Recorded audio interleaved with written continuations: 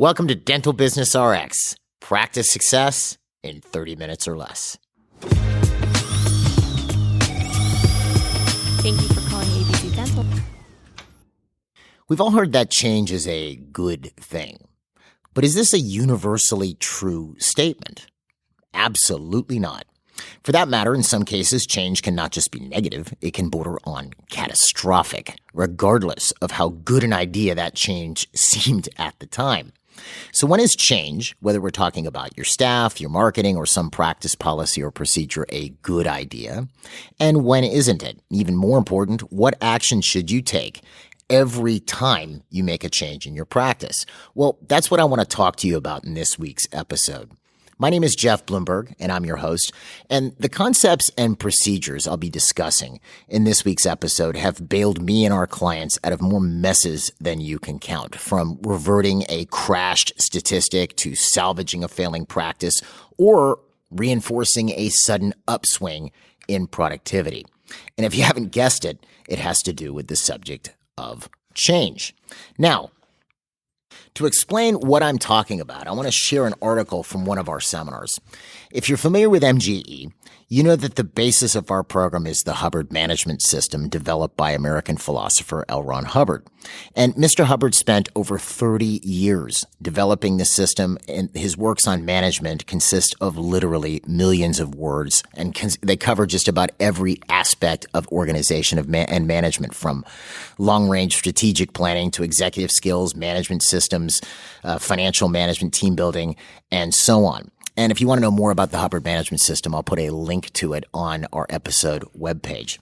So what does Mr. Hubbard have to say about this subject of change? Let's have a look. He says, when statistics change radically, and I'm going to interject here, radically we're defining as drastically, dramatically. So he says, when statistics change radically, for better or for worse, look for the last major alteration or broad general action just before it, and it is usually the reason. Doesn't say always. He says usually the reason. So let's look at that again. When statistics change radically for better or for worse, look for the last major alteration or broad general action just before it, and it is usually the reason. So let that sink in for a minute. So we have a sudden drop in our new patients, for example. We were seeing 45 and now we're seeing 22. So based on what I just read you, what should you be looking for if you want to get that back up to 45? You're looking for the last major alteration or broad general action just before it, and that's usually going to be this reason. That's going to be what caused that change.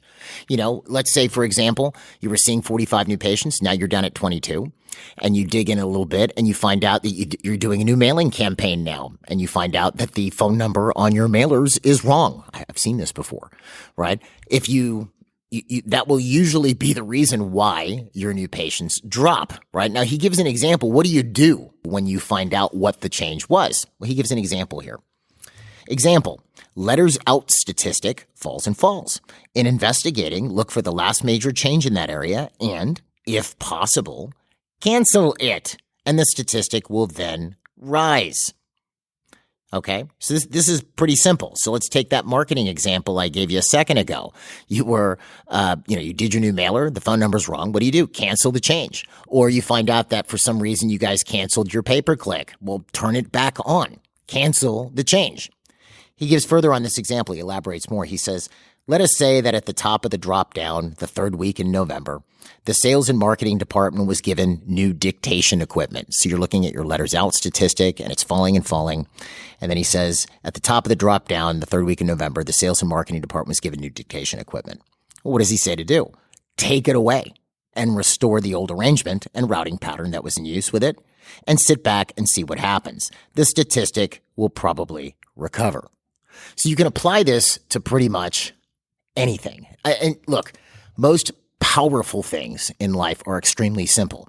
I can personally give you a very strong testimonial on this. I don't know how many times I have reverted a bad statistic or had a client who was having a rough time and fixed what was going on with them. Their production was down, collections, new patients, whatever, profit was down, by just applying that paragraph, canceling the change and going back to the old arrangements.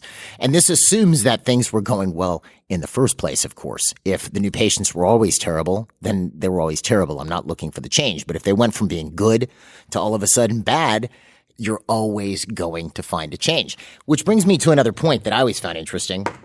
I remember the first time I applied this, I forget what I was applying it to even, but I was looking for a change, couldn't find one. And then I decided, you know what, I'm going to dig a little bit harder to see what I can find.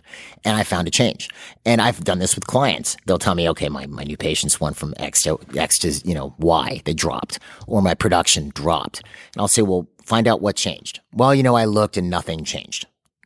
I always find a change. There's something they changed, but the problem is sometimes the change is not something you would necessarily consider.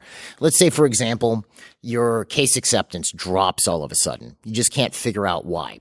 And this is where sometimes people go a little bit wrong. You go, okay, case acceptance drops. You've had a lot of patients telling you no, or maybe they're telling you yes and they're just not signing up with your treatment coordinator and showing up on your schedule. You're trying to figure out why. And what do people usually do when that happens? Well, they don't want to feel wrong, so they instantly assume that it has something to do with the patient. Well, the patients I'm getting are lower quality new patients, and this marketing's bad, and these patients, I don't know, we're just getting a slew of patients with a low dental IQ. And that's easy. That's convenient. It makes you feel better, but unfortunately, it doesn't revert the statistic. But what you do is if you really dig in, let's say you do this, you dig in a little bit, and I've seen this happen, you find all of a sudden that your treatment coordinator changed how they were doing financial arrangements. They just unilaterally made a decision that if patients don't pay in full the day treatment is presented, then they're not going to go on the schedule. Then they're just going to move on.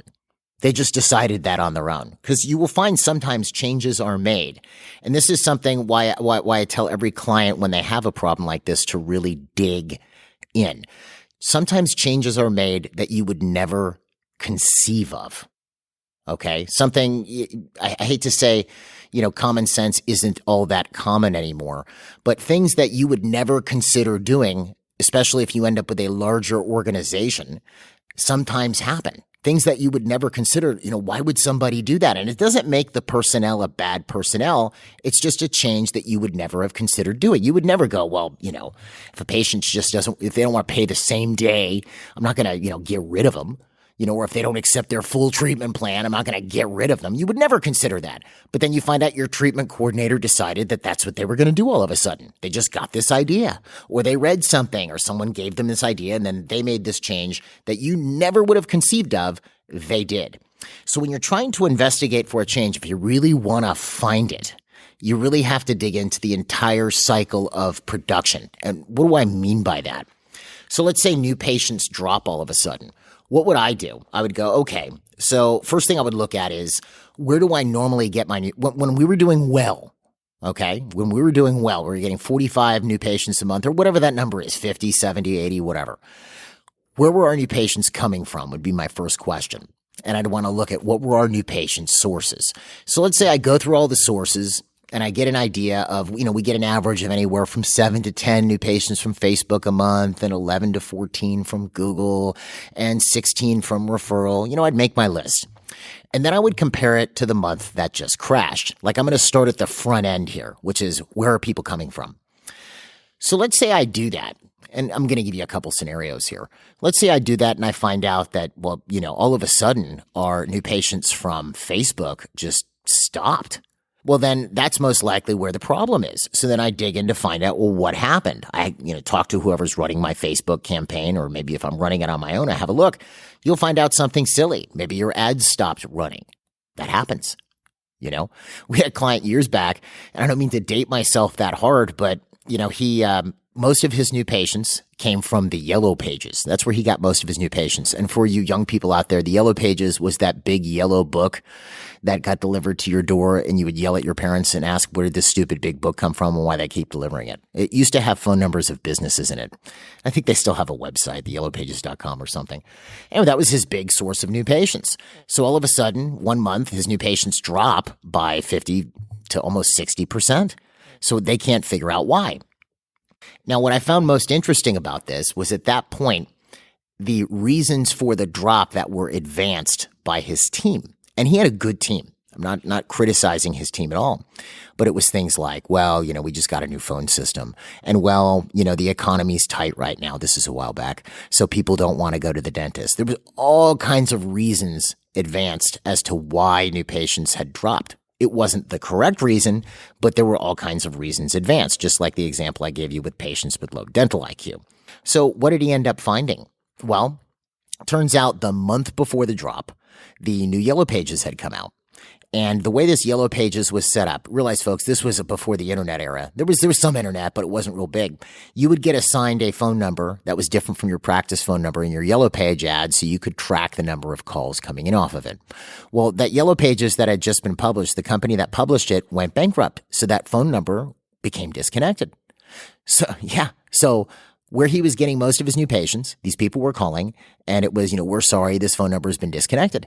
It wasn't his main practice phone number, but it was the company that owned it went bankrupt, the Yellow Pages, so all of a sudden the number didn't work. So what did he do? He called the phone company, got the number reassigned to his practice. He couldn't track the people calling in anymore, but who cared? And his new patients reverted. Okay? So the point I'm making is if you dig hard enough and you follow through the whole cycle, you'll find out what was wrong. Let's say you did your promotional list and you find out that the promotional responses are about the same. You're getting about the same number of new patients from each source, just less. Well, then what I would probably do at that point is look at how many calls I'm getting. And I've said this before, but relying on just a set designated phone number to track the number of new patient calls you're getting from a particular place is not a good idea because you're not going to listen to every phone call. And the truth is, I could respond to a Google ad and I get that's your phone number. Maybe I don't press the ad in my phone when I call you, but I note the number down.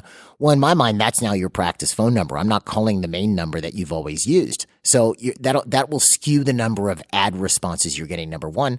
But number two, who wants to listen to all these phone calls? You don't really have time. So you should have a call log at the front that people keep up. And if people aren't keeping it up, that's a problem. It really ain't that hard to find out, where the person's calling from and what ad they responded to. That's not that difficult. But let's say you find that the number, so then, because you want to look at how many responses am I getting? Did my responses drop? Because then maybe something changed with your ad campaign. But if your responses didn't drop, but your new patients dropped, well, then the problem is with your receptionist. So that's when you start listening to phone calls. Maybe they changed the way that they're operating. Okay.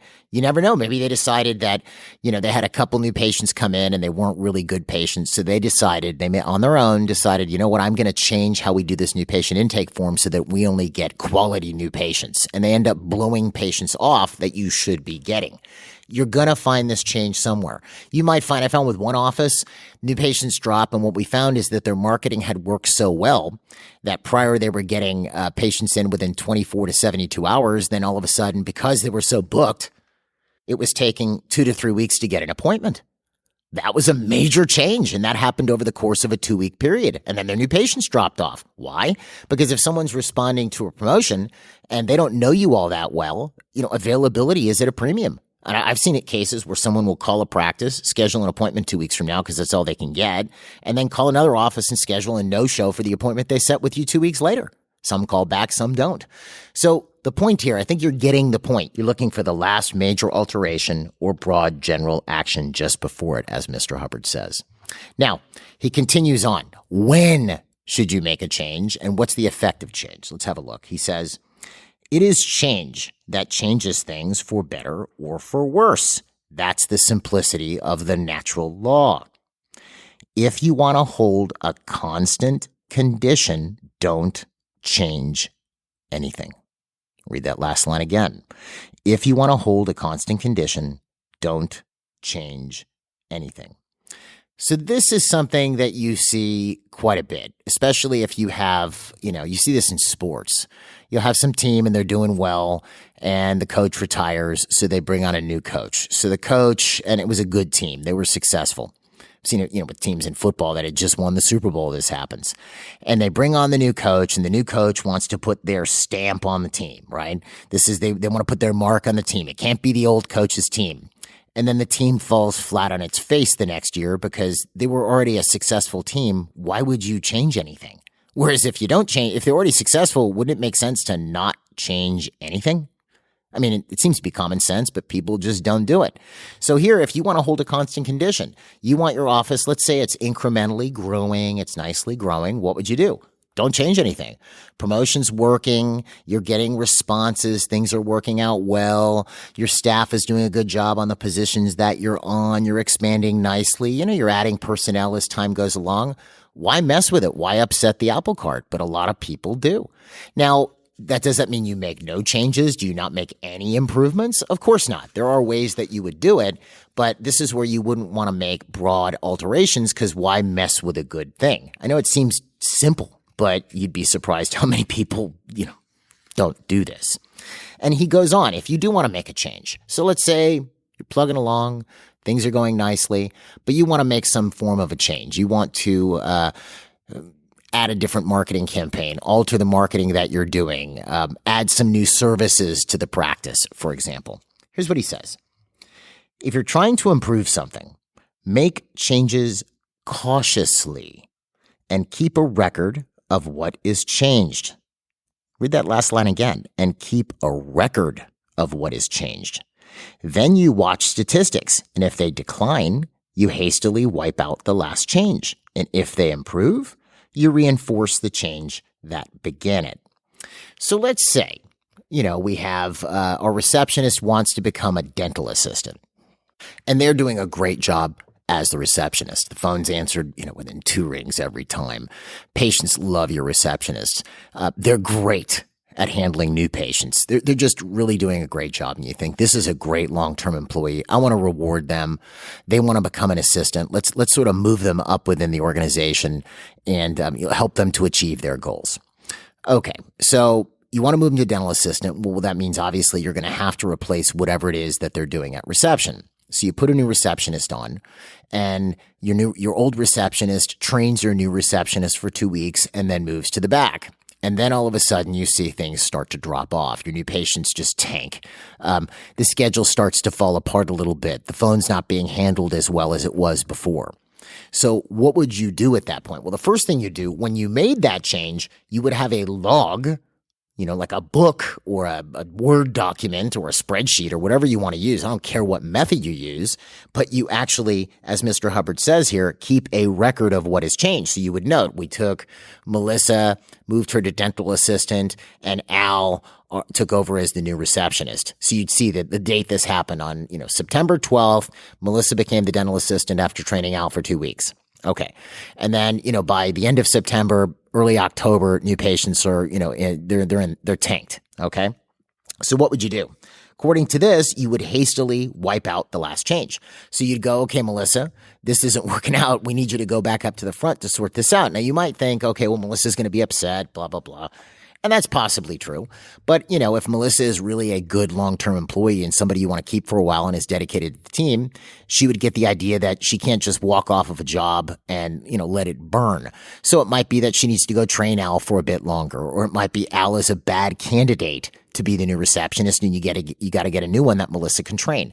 If you operate with this attitude, it will eventually work itself out. You'll find a new one that Melissa can train, or Al will finally get it and the new patient stat will revert, because all this means is Al is doing something different than what Melissa used to do. It isn't just a personality thing. There are actions that are occurring that either should or should not be being done. Okay.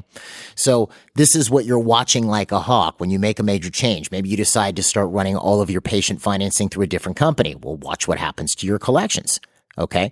Anytime you make a major change, as he says here, you keep a record of what is changed. If you do that, then it's not just trying to remember, especially if you get into the frame of mind where you make a change, then you make another change, and then you make another change in response to all, you're a mess afterwards. It's sort of like, imagine you're having trouble with your mattress, but you don't realize it's your mattress and it's giving you a bad back. So not knowing it's your mattress, you decide it's your pillow and your sleep schedule. So you buy a new pillow and you change the time you're going to bed.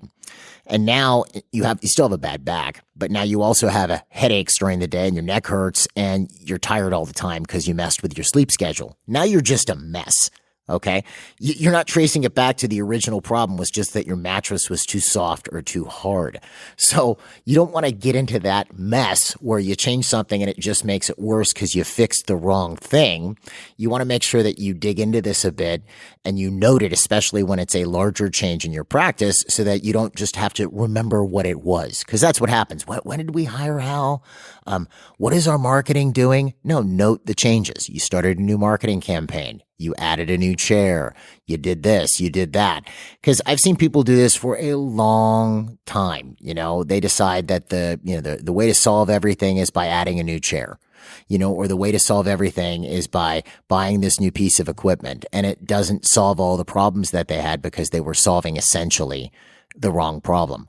And don't get the idea, because if you remember from that first line where Mr. Hubbard's talking about change, he talks about when statistics change radically for better, or for worse. This also applies to when things get better. So let's say, your collections go from 70 to 120 one month. Well, I would look for what changed and reinforce that change. You want to do more of that, don't you? Want to collect more every month? Because this is another thing we don't do. I've seen this where I'll talk to somebody and their stats drop and I'll say, well, do you know why? Well, no. To me, that's just as bad as when I ask them if their stats go up. Do you know why they went up so quickly? No. Sort of like the shrug of the shoulders. That's just as bad. Because then if you don't know what's going on, how are you going to fix it? Or in the case of when things are getting better, how are you going to reinforce it?